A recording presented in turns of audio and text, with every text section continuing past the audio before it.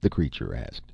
He took Henry's assent for granted and dropped into Emma's chair, folding his cape over one arm and reaching for an apple on the side table. Glad to see you're not superstitious enough to keep me locked up in one of those damned pentagrams. Drat it, I thought the last copy of that book was burned and I was free. Your signal caught me in the middle of dinner. Henry swallowed thickly, feeling the sweat trickle down his nose. The book had warned against summoning the demon without the protective devices. But the thing seemed peaceful enough for the moment. He cleared his voice. You mean magic works?" Magic, the creature snorted. He jerked his thumb toward the television. To old Ephraim, the crackpot who wrote the book before he went completely crazy, that set would have been more magic than I am. I thought this age knew about dimensions, planes of vibrations, and simultaneous universes. You humans always were a backward race, but you seem to be learning the basic facts.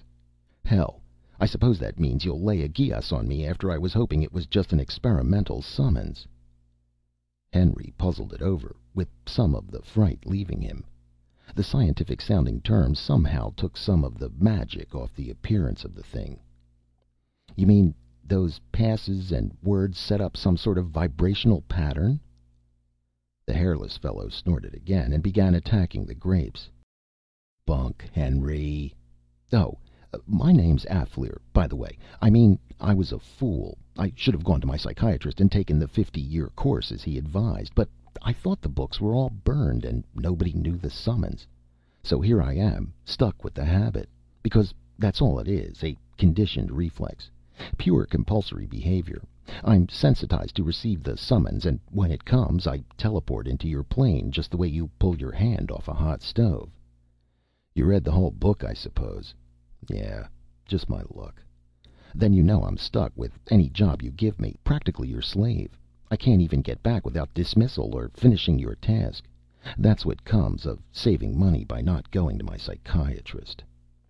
He muttered unhappily, reaching for more grapes, while Henry began to decide nothing was going to happen to him, at least physically. Souls were things he wasn't quite sure of, but he couldn't see how just talking to Afflear could endanger his. Still, the creature said thoughtfully, it could be worse. No pentagram. I never did get mixed up with some of the foul odors and messes some of my friends had to take. And I've developed quite a taste for sugar. Tobacco, too. He reached out and plucked a cigarette out of Henry's pack, then a book of matches. He lighted it, inhaled, and rubbed the flame out on his other palm. Kind of weak tobacco, but not bad. Any more questions while I smoke this? There's no free oxygen where I come from, so I can't smoke there. But if you demons answer such summons, why don't people know about you? Henry asked. I'd think more and more people would be going in for this sort of thing if the wizards were right all along. They weren't, and we're not demons. It didn't get started until your Middle Ages, and if it hadn't been for old Apollon... Afflear lighted another cigarette off the butt, which he proceeded to extinguish on the tip of his sharp tongue. He scratched his head thoughtfully and then went on. Apollon was studying your worship. You see, we've been studying your race the way you study white rats, using lower races to explain our own behavior. Anyhow, he got curious and figured out a way to mentalize himself into your plane. He was sort of a practical joker, you might say. So he picked a time when some half-crazy witch was trying to call up the being you worship as Satan to make some kind of a deal. Just as she finished, he popped up in front of her, spitting out a bunch of phosphorus to make a nice smoke and fire effect, and agreed with all her mumbo-jumbo about having to do what she wanted. She wanted her heart fixed up then, so he showed her how to use belladonna and went back, figuring it was a fine joke. Only he made a mistake. There's something about moving between planes that lowers the resistance to conditioning. Some of our people can take 5 or 6 trips, but Apollon was one of those who was so conditioning prone that he had the habit fixed after the first trip. The next time she did the rigmarole, back he popped. He had to dig up gold for her, hypnotize a local baron into marrying her, and generally keep on the constant qui vive until she got sloppy and forgot the pentagram she thought protected her and which he was conditioned to. But after he disintegrated her, he found she'd passed on the word to a couple of other witches, and he knew somebody at the Institute was bound to find what a fool he'd made of himself. So he began taking members aside and telling them about the trick of getting into your world. Excellent chance for study. Have to humor the humans by sticking to their superstitions, of course. One by one they went over on little trips.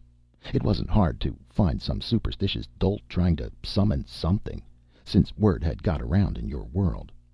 One of us would pop up, and that spread the word further. Anyhow, when Apollon was sure each member had made enough trips to be conditioned, he'd tell them the sad truth and swear him to secrecy on penalty of being laughed out of the Institute. The old blackguard wound up with all of us conditioned.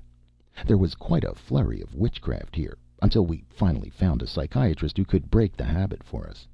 Even then it was tough going.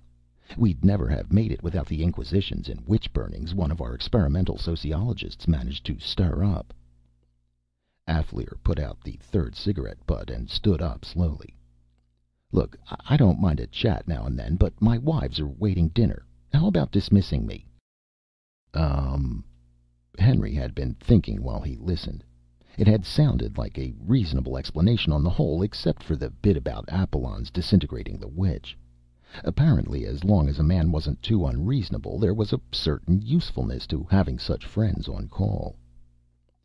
What about the price for your help? I mean, well, about souls. Afflear twitched his ears disgustedly. What the deuce would I do with your soul, Henry? Eat it? Wear it? Don't be a schnook. Well, I've heard about wishes that were granted, but they all had a trick attached. If I asked for immortality, you'd give it, say, but then I'd get some horrible disease and beg and plead for death. Or ask for money and then find the money was recorded as being paid to a kidnapper or something. In the first place, I couldn't give you immortality, Afflear said as patiently as he apparently could. Your metabolism's not like ours. In the second place, why should I look for tainted money? It's enough nuisance doing what you ask without looking for tricks to pull. Anyhow, I told you I half enjoy visiting here. As long as you're reasonable about it, I don't mind keeping my end of the compulsion going. If you've got something to ask, ask away. There are no strings attached. The creature seemed to be quite sincere.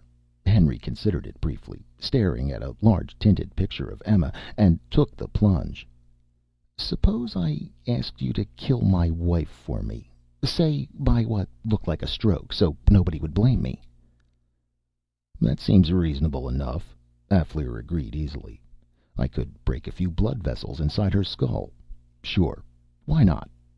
Only the picture in your mind is so distorted, I wouldn't know her. If she's like that, why'd you ever marry her? Because she seemed different from other women, I guess, Henry admitted. When I tipped the canoe over, and I figured she'd be mad because her dress was ruined, all she said was something about not being sugar so she wouldn't melt. He shuddered, remembering all the times she'd said it since.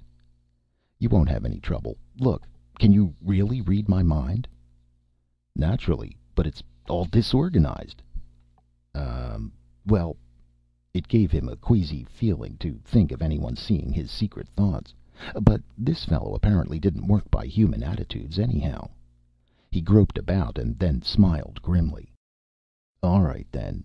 You can tell I think of her as my wife, and just to make sure, she'll be sure to say something about early to bed and early to rise. She says that every single damned night, Afflear. She never misses. Afflear grunted.